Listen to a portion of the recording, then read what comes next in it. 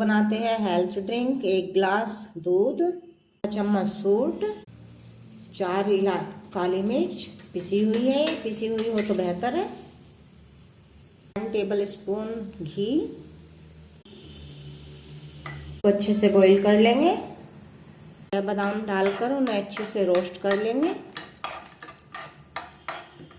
अच्छे से रोस्ट हो गए हैं, अब इन्हें निकाल लेते हैं। चम्मच बेसन को अच्छे से भून लेंगे लाल होने तक।